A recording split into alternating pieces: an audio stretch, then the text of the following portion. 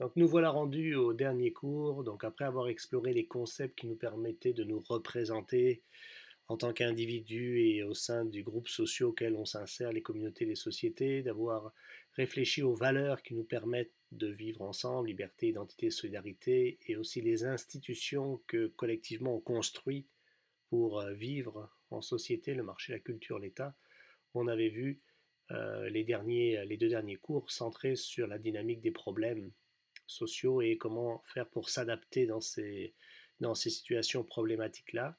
Donc on avait vu les concepts de socialisation et d'intégration, puis d'anomie et d'exclusion sociale.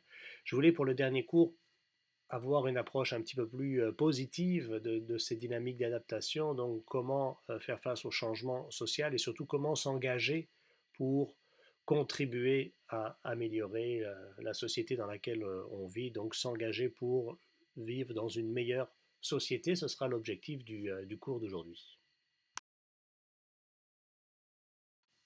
Voici le plan de la séance. On part de ce constat, cette revendication, ce slogan, un autre monde est possible. Oui, un autre monde est possible, donc on peut l'influencer pour l'améliorer. Et là, on va partir autour de plusieurs questions. Pourquoi changer? Pourquoi changer le monde? En fait, il faut vouloir le changer parce qu'on considère qu'il ne convient pas à ce qu'on souhaite. Ensuite, comment? Une fois qu'on a répondu à la question du pourquoi, on explore la question du comment, quelle stratégie on met en place et comment on peut le faire collectivement à l'aide d'un mouvement social. Et ensuite, on reviendra sur les logiques de l'engagement social, les différentes étapes pour pouvoir s'engager et améliorer le monde dans lequel on vit. Alors pour se poser la question du changement social et de notre engagement à vouloir le changer, il faut partir d'un premier élément, c'est de se poser la question du monde dans lequel on vit. Dans le fond, si on considère que le monde dans lequel on vit va bien et que tout est correct, on n'a pas véritablement envie de le changer ou on ne pense même pas à cette question-là, puisque finalement tout fonctionne, tout va pour le mieux dans le meilleur des mondes, comme on pourrait dire. Par contre, si on considère que, si on s'interroge sur le monde, qu'on développe un esprit critique à l'égard du monde et qu'on se demande pourquoi les choses vont ainsi alors qu'elles pourraient aller mieux, donc c'est à partir de ce moment-là qu'on va réfléchir à nous-mêmes dans le monde auquel on appartient, qu'est-ce qu'on peut faire pour améliorer les choses, pour changer les choses, pour cheminer vers du mieux. Et donc c'est à partir de cette question-là qu'on peut réfléchir, qu'on peut penser à aborder la question du changement social. Donc la première étape, pourquoi changer le monde? C'est-à-dire quels sont les éléments dans le monde dans lequel on vit qu'il faudrait améliorer. Et ensuite, à partir du moment où on se pose la question du pourquoi, on essaie de voir comment concrètement on peut le faire, quelle stratégie on peut mettre en place, quelle forme d'action on peut déployer, et qu'est-ce qui est possible de déployer pour pouvoir améliorer le monde dans lequel on vit. Donc, au premier élément d'une réflexion sur le changement social, la première étape, c'est de réfléchir au monde dans lequel on vit, de voir ce qui ne va pas et de voir quel pouvoir de transformation nous, on a là-dedans, seul ou à plusieurs. Et à partir de là, on peut penser à des stratégies qui vont permettre de transformer la réalité dans laquelle on vit. Donc la première étape, le droit de rêver. Rêver dans le sens imaginer quelque chose de différent. C'est la fonction sociale de l'art d'ailleurs, de la poésie, de la réflexion. C'est de nous emporter dans un imaginaire qui va bien au-delà des contraintes du réel et qui nous permettent de penser à quelque chose de différent. Quand on va voir un film, une pièce de théâtre, qu'on écoute une musique, peu importe, on se plonge dans notre tête finalement et on éprouve des émotions différentes de ce qu'on vivrait dans notre réalité. Donc le rêve nous permet de dépasser la réalité. Et donc le rêve nous permet aussi d'imaginer quelque chose de mieux. Et à la base d'ailleurs de tous les mouvements révolutionnaires ou de toutes les moments dans l'histoire où les choses ont radicalement bougé ou se sont transformées, il y avait des appels à dépasser les contraintes du réel et imaginer aller au-delà. Donc je vous ai mis quelques slogans là, prenez vos désirs pour des réalités, soyez réalistes, demandez l'impossible ou un autre monde est possible, le slogan du Forum social mondial, c'est tout des appels à dépasser les contraintes du réel et de se dire mais finalement pourquoi se limiter, pourquoi subir ces déterminismes actuels, pourquoi pas vivre dans le mieux. Et donc à partir de ce moment-là, se projeter dans le rêve, imaginer quelque chose de différent, c'est la première étape vers la transformation sociale. C'est parce que si on ne rêve pas quelque chose de différent, on ne pourra pas le réaliser. À partir du moment où on commence à y rêver, on commence déjà à marcher, à cheminer vers l'amélioration des choses et le changement. Donc au commencement était le rêve, mais pas simplement le rêve pour nous et pour penser différemment. Il faut aussi une motivation un petit peu plus profonde, c'est-à-dire l'inscrire dans la durée. Pour l'inscrire dans la durée, chaque humain a besoin, dans le fond, de se questionner sur ce qu'il va transmettre. Et le rapport aux enfants, le rapport affectif, émotif que nous avons avec notre descendance, nos enfants, nos parents, nous permettent justement de faire ces efforts-là. Parce qu'on ne les fait pas juste pour nous, on les fait pour la suite du monde. Donc choisir le monde dans lequel nous voulons vivre et que nous voulons transmettre à nos enfants nous permet peut-être de dépasser un petit peu les rigidités actuelles du système et de se dire pourquoi moi je subirais ça et pourquoi surtout je ferais subir ça à ceux qui vont venir par la suite. Et tout le monde veut construire un monde meilleur pour ses enfants, tout le monde veut faire le mieux pour les générations qui s'en viennent. Et donc c'est à partir de cette motivation-là qu'on peut euh, dépasser un peu l'inertie et nous amener à cheminer vers une transformation sociale qui va nécessairement demander des efforts de penser autrement, mais aussi d'agir autrement, de changer nos manières de faire et nos manières de fonctionner. Et c'est ça qui est important. Et pour ça, ben, il faut le mettre dans une perspective plus large que notre échelle de vie et notre réalité à nous. Il faut le mettre dans le plus long terme. Et un des éléments faciles pour le faire, c'est de se poser la question de quel monde on va transmettre à ceux qui viendront après nous. Donc une petite blague en image, justement, tout le monde veut changer les choses, mais qui est prêt à agir pour le changement? Là, il y a beaucoup moins de volontaires.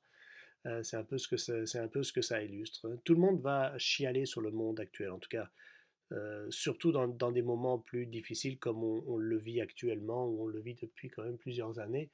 Tout le monde se dit que ça va mal. Alors quand je dis plusieurs années, je parle avec la crise climatique, la crise financière, l'approfondissement des inégalités. Tout le monde se rend de plus en plus compte que ça ne tourne pas très très rond dans le monde actuel. Ça, on est d'accord. Tout le monde se dit qu'il faut changer. Là aussi, on est pas mal à être d'accord. Ensuite, à partir du moment où on dit, OK, très bien, on veut changer, mais qu'est-ce qu'on fait? Là, c'est différent parce que là, ça veut dire qu'il faut agir, c'est-à-dire qu'il faut passer à l'acte et surtout, il faut changer nos manières actuelles de faire. Alors, même si on considère qu'on n'a pas tant de pouvoir que ça, que les décisions peuvent se prendre ailleurs, il y a quand même des gestes qu'on peut poser nous et qu'on doit poser si on veut faire du changement. Actuellement, la crise du confinement et la pandémie nous pousse concrètement tous à ça, puisque finalement, le confinement, ça touche tout le monde. Donc tout le monde est obligé de faire quelque chose, en tout cas de changer sa manière classique d'agir. On est obligé de transformer notre quotidien, notre routine quotidienne. Donc on est forcé. Et c'est ce qui amène beaucoup de frustration quand même de la part de pas mal de gens, parce que à partir du moment où on doit poser des actes, eh bien, ça demande une certaine forme d'engagement. Donc, c'est toujours la même idée. Oui, changer, mais comment et à partir de quoi et quelles sont nos responsabilités dans ce processus de changement, c'est là que ça devient un petit peu plus complexe. Donc, on va essayer de décortiquer un peu les étapes qui permettent concrètement de s'engager pour un véritable changement social.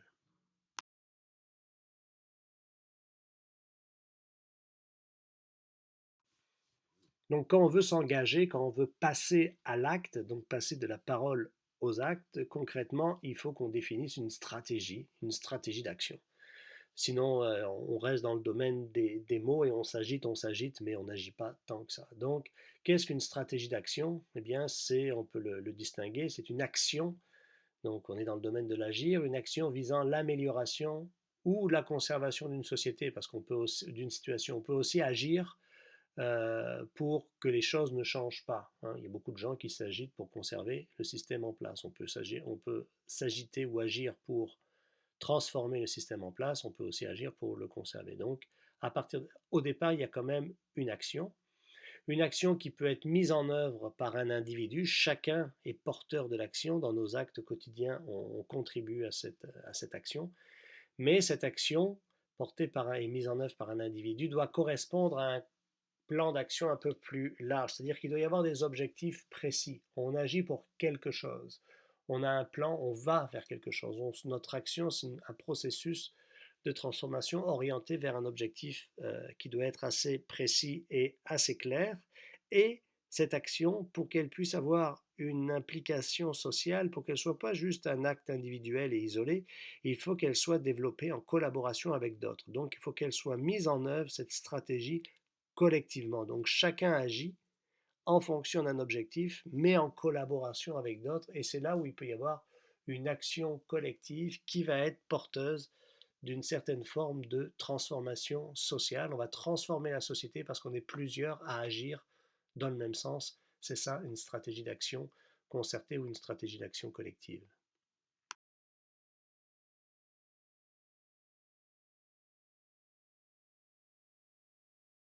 Donc cette stratégie d'action et toute forme de stratégie collective de transformation sociale va agir à différents niveaux. Et là, on peut le percevoir beaucoup plus simplement pour nous qui nous engageons dans l'action, parce que concrètement, ce qu'on voit le mieux, c'est ce que nous, on fait, et ensuite ce qui est fait dans notre entourage. Donc la première étape, le premier niveau, c'est l'action sur soi. Changer le monde, alors c'est encore un slogan, changer le monde commence par se changer soi-même. On ne peut pas exiger des autres un changement si nous-mêmes, on ne devient pas un modèle pour le faire. C'est ce que disait Gandhi, là, faut être le modèle, faut être à l'image du changement qu'on prône dans le monde, faut être l'image du changement social qu'on prône. Donc si on veut que les choses changent, il faut commencer par le faire nous-mêmes. Donc la première action dans cette stratégie de changement social, c'est changer son propre comportement. Ensuite, c'est l'action qui va être développée au sein des groupes qui nous entourent, des groupes restreints. Donc on change son comportement et ensuite on va changer le comportement de notre famille, de notre communauté de base, de nos amis, de tout notre réseau d'entraide et de proximité, où ensemble on va pouvoir faire des choses différemment. Cette stratégie qu'on veut mettre en place, on va la faire sur soi et on va la faire avec les groupes qui nous sont proches, notre famille, notre propre communauté. Deuxième niveau. Troisième niveau, c'est l'action des groupes communautaires. Là, on va un petit peu plus loin que soi-même et sa famille, si on veut. On essaie de travailler au niveau de la communauté, du quartier, de la communauté locale, les groupes communautaires, les associations, les regroupements qui sont à une échelle bien plus vaste que l'échelle familiale, mais qui nous entourent dans une échelle géographique relativement proche. Ça peut être à l'échelle du quartier même, de la ville ou du lieu de travail, les syndicats, toutes sortes de groupes qu'on peut voir comme ça, qui sont des formes d'organisation un peu plus larges que la famille, mais à un niveau assez restreint. Et le dernier niveau, le niveau le plus vaste dans une société, c'est ce qu'on appelle les mouvements sociaux, où là, c'est un peu plus grand. On va se joindre à un mouvement où plusieurs individus, des groupes, des associations qui se mettent ensemble pour clairement influencer le processus de la société et là, véritablement se confronter aux institutions qui sont mises en place pour les transformer. Je vais vous donner un exemple concret dans la prochaine diapositive. Donc on voit ici représenté sous forme de cercles un peu concentriques, là, cercles qui partent de l'individu et qui vont de plus en plus large, les quatre niveaux dont je parlais tout à l'heure. L'action sur soi, donc l'action sur l'individu. L'individu, pour changer le monde, il faut déjà qu'il se change lui-même. Ensuite, il change ou il a une action qui va avoir un impact sur ses groupes qui sont proches de lui, sa famille, ses amis. Ensuite, des groupes un peu plus larges dans la société, mais dans son environnement immédiat, les groupes communautaires, des groupes sociaux plus restreints. Et ensuite, on peut avoir une action sur la société dans son ensemble à travers les mouvements sociaux qui sont des espèces de mobilisations collectives qui regroupent des individus, des associations, des groupes communautaires qui vont tous se mobiliser pour changer les choses. Je prendrai la question par exemple environnementale.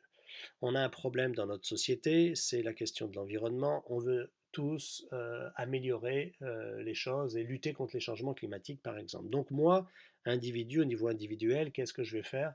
Eh bien, je vais manger moins de viande, recycler, pas utiliser, prendre les transports en commun, faire du vélo. Donc ça, c'est des actes individuels que moi-même, je vais mettre en œuvre pour justement contribuer à cet effort collectif, mais c'est des choses que je peux faire sur moi. Première étape. Deuxième étape, ben, je vais essayer de partager ces nouveaux types de comportements, cette forme d'action avec les groupes avec lesquels je vis, donc ma famille. Donc on va tous recycler, on va tous prendre le transport en commun, on va se conscientiser aux enjeux. Je vais aussi en parler à mes amis.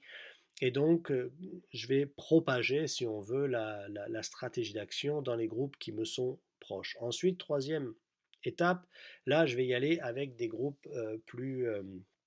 des groupes communautaires ou des associations à l'intérieur de la petite communauté dans mon quartier. Donc, par exemple, je vais favoriser l'achat local, je vais favoriser l'épicerie locale, je vais prendre des Bixi dans la ville de Montréal, justement, pour favoriser le déplacement en vélo. Je vais m'abonner à mon écoquartier, je vais devenir membre de Greenpeace, en tout cas, je vais essayer de m'associer, je vais lire sur, je vais m'informer auprès de sites web qui font la promotion de différents types de comportements plus écologiques et responsables. Bon, vous voyez, là, je vais m'associer dans le fond à des groupes, donc ça dépasse ma famille et mes amis, mais qui vont dans le même sens, c'est-à-dire qui vont lutter contre les changements climatiques et pour la préservation de l'environnement. Et puis, dernière étape, je vais participer à des mouvements sociaux qui essayent là de se confronter pour justement transformer la société. Donc je vais aller manifester quand Greta Thunberg vient à Montréal. Pour le jour de la Terre, je vais participer à la grande manifestation, puis on va être des centaines de milliers.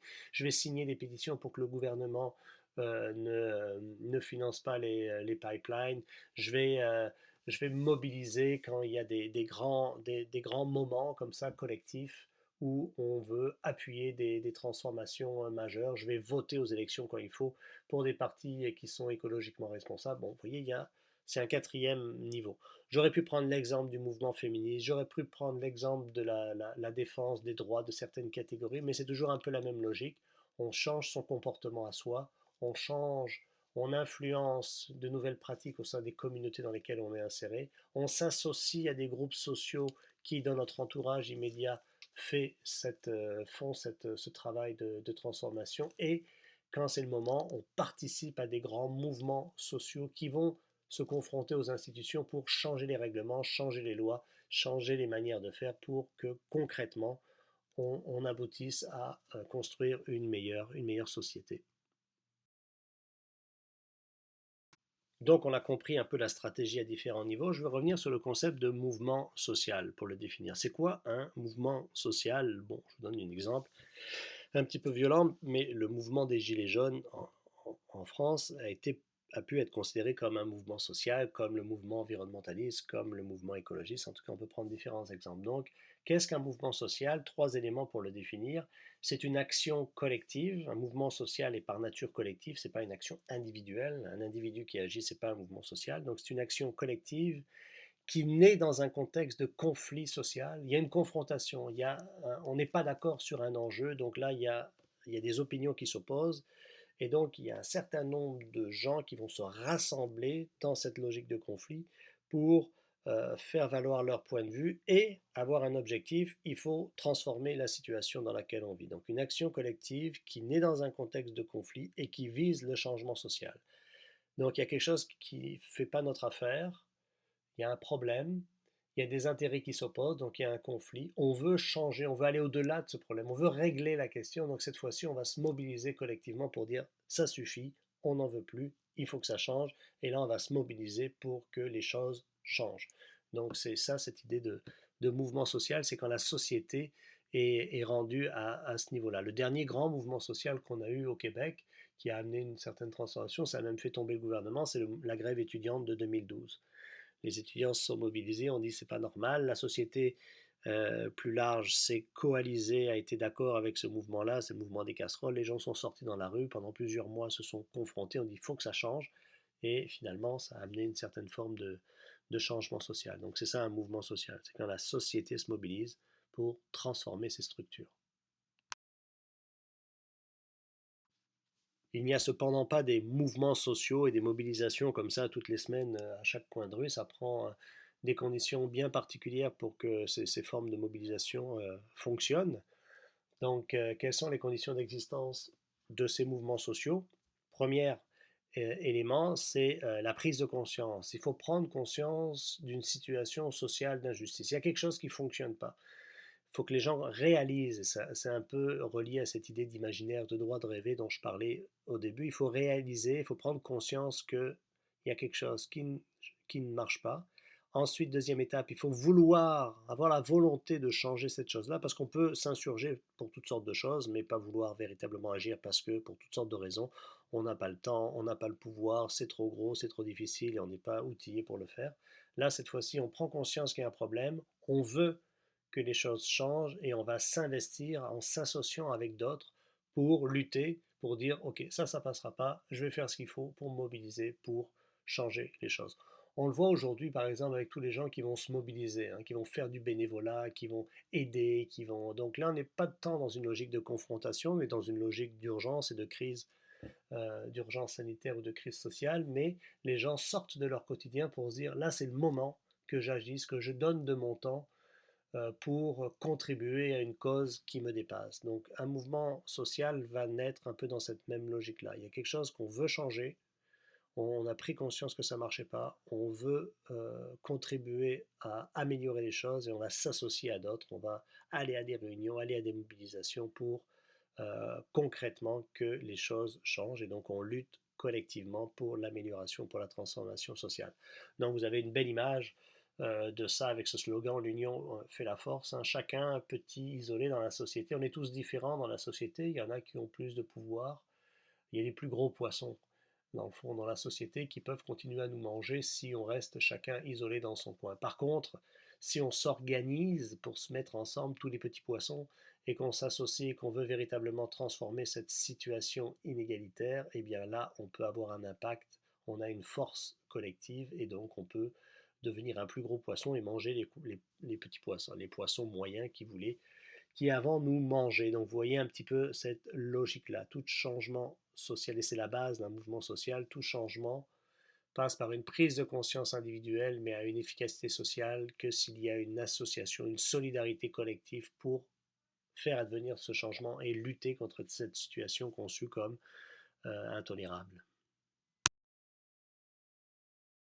Alors, quelles sont les étapes de formation d'un mouvement social? Bon, on a compris la logique individuelle, c'est-à-dire la prise de conscience, la volonté de changement et l'idée de s'associer, mais ensuite, comment ce mouvement-là, en tant qu'objet collectif, comment il se constitue? La première étape, un mouvement social doit se définir par il doit se donner une identité sociale. On défend une cause. Quelle est la cause qu'on défend? Quels sont les droits qu'on veut promouvoir, les droits des femmes, les droits de l'environnement, les droits de la planète. Il y a des éléments de base qui vont permettre au mouvement de se coaliser. Et souvent, d'ailleurs, ce mouvement va se donner une image, va se donner une couleur, va se donner un symbole qui va être rassembleur. Hein, le carré rouge pour les étudiants en 2012, le rond vert pour les militants pour la cause environnementale actuellement, le bonnet rose ou le petit ruban rose pour le mouvement des femmes. Donc à chaque fois, il y a un symbole clair qui définit l'identité du groupe, du mouvement qui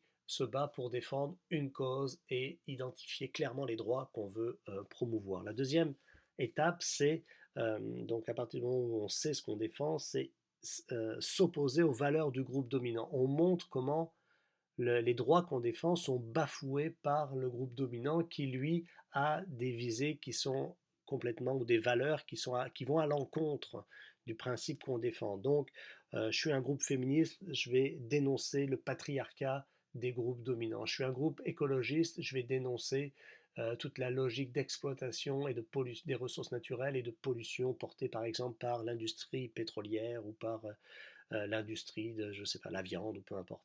Je vais promouvoir les droits des étudiants, je vais montrer comment l'endettement une limitation aux droits, à la liberté d'accès à l'éducation. Donc vous voyez, à chaque fois, on va s'opposer aux valeurs dominantes, on va montrer comment les valeurs et les principes qui sont mis de l'avant par les groupes dominants vont à l'encontre, bafouent nos droits qu'on juge fondamentaux et qu'on veut défendre parce qu'on considère qu'aujourd'hui c'est plus normal de vivre cette forme de discrimination à l'égard de nos droits. Et ensuite, on va proposer, troisième étape, construire un nouveau projet de société, proposer une vision, et c'est là où la dimension de l'imaginaire et du rêve contribue, de l'utopie contribue à plein, on va essayer de promouvoir une image d'une société meilleure qui va nous permettre de garantir nos droits, une société qui soit écologique, une société qui reconnaisse l'égalité homme-femme, une société où chacun ait sa place, une société plus juste, plus solidaire. Bon, tout ce modèle-là, ces alternatives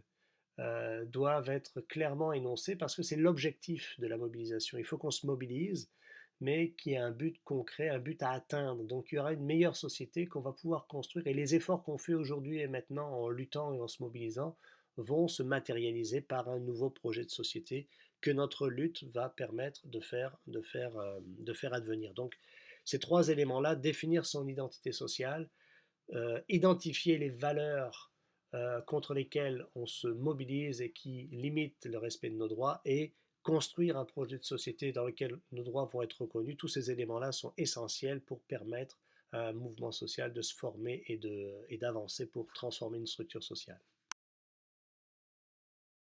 Alors j'en ai donné déjà quelques exemples tout à l'heure, mais pour avoir d'autres illustrations, aussi des exemples de mouvements sociaux, les syndicats, on peut considérer ça comme un mouvement social, ils défendent les droits des travailleurs et ils se mobilisent par la grève notamment et les négociations pour défendre ces droits-là. Le mouvement des femmes, le mouvement féministe pour les droits des femmes, le mouvement écologiste pour les droits de tous à vivre dans un environnement sain. Donc tout ça peuvent être considérés comme des mouvements sociaux donc, qui développent les stratégies dont on a parlé précédemment. Vous avez une illustration avec ces trois mouvements-là.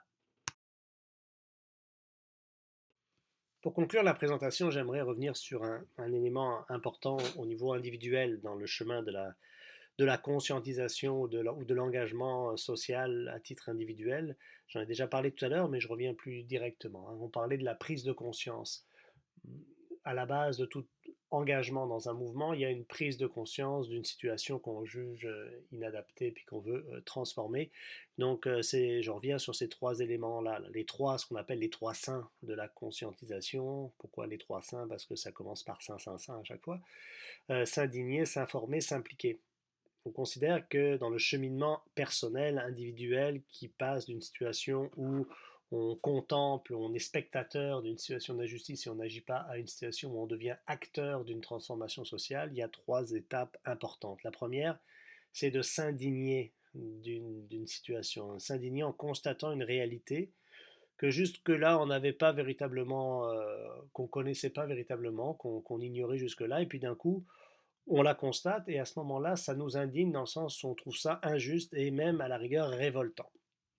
Donc on n'était pas véritablement actif sur ce sujet-là, mais là, on s'indigne d'une situation jugée injuste. C'est la première étape de l'engagement social d'une personne. La deuxième, c'est s'informer. Une fois qu'on a compris qu'on s'indigne contre une situation qu'on juge injuste, là, on va essayer de comprendre, de mieux analyser, de mieux comprendre cette réalité, ce problème, dans le fond, en essayant d'aller chercher l'information disponible. Donc, on va commencer à lire, on va commencer à, à se renseigner sur différents éléments. C'est pour ça que la plupart des mouvements sociaux vont développer des brochures d'information, vont expliquer des réalités sociales pour justement alimenter cette soif de connaissance d'une personne qui juge que ça ne va pas et qui veut savoir un peu mieux pourquoi, avant de pouvoir faire la troisième étape, s'impliquer, c'est-à-dire, ok, je me suis indigné, j'ai appris, je suis allé chercher l'information et là maintenant je veux agir concrètement et comme je ne peux pas agir tout seul, eh bien je vais agir avec d'autres groupes, donc je vais m'impliquer avec un paquet avec différents groupes qui vont correspondre à mes valeurs, qui vont correspondre à ma volonté d'engagement et avec lesquels je vais pouvoir participer à un mouvement social, à un événement, à une organisation qui va permettre de concrètement satisfaire ma soif de changement social. Donc s'indigner, s'informer, s'impliquer, c'est les trois étapes dans le fond qui mènent vers l'engagement social à partir d'une prise de conscience d'une réalité sociale qu'on n'accepte plus.